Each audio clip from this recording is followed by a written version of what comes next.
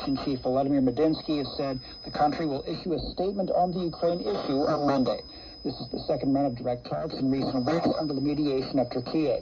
Last month, the first round resulted in a large-scale prisoner exchange. Mihail Bardavid reports from Istanbul. Let's start with Russia. First of all, Russia has been emphasizing over and over again that for any peace deal to be made, that the root causes of this conflict must be addressed. And there, of course, Moscow is referring to Ukraine's ambitions to join NATO. They want Ukraine to drop this ambition. It's also been reported that Putin, the Russian president, has also been requesting that Western leaders that they will stop the enlargement of NATO eastwards. And Russia also wants Ukraine to be neutral as well, and that some Western sanctions should be lifted as well. Russia also says that the current location of the front line will be the beginning, the starting point for negotiations regarding territory. If we take a look at Ukraine's demands for this proposal, we do expect that, first of all, their main interest is that a full and unconditional ceasefire should be implemented as soon as possible, and unconditional return for those who've been displaced or illegally deported. Security guarantees from the international community is also something very critical for Kiev,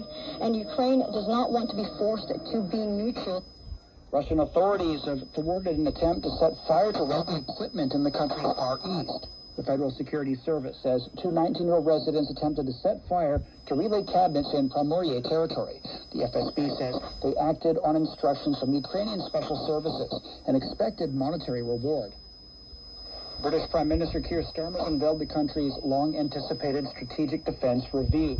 The reset set a plan to raise Britain's defense spending to 2.5% of GDP by 2027.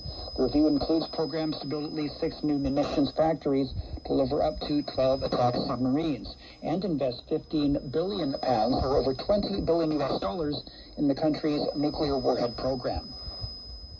The Israeli military says it's expanded ground operations in the Gaza Strip.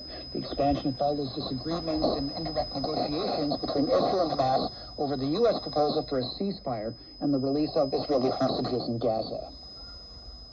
The Syrian Observatory for Human Rights says U.S. forces have carried out a sudden withdrawal from 2 major military bases in eastern Syria.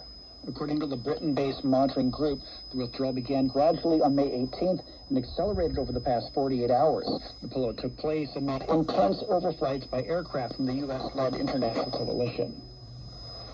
Canada's steel industries warned that heightened U.S. tariffs on steel and aluminum will create mass disruptions and negative consequences.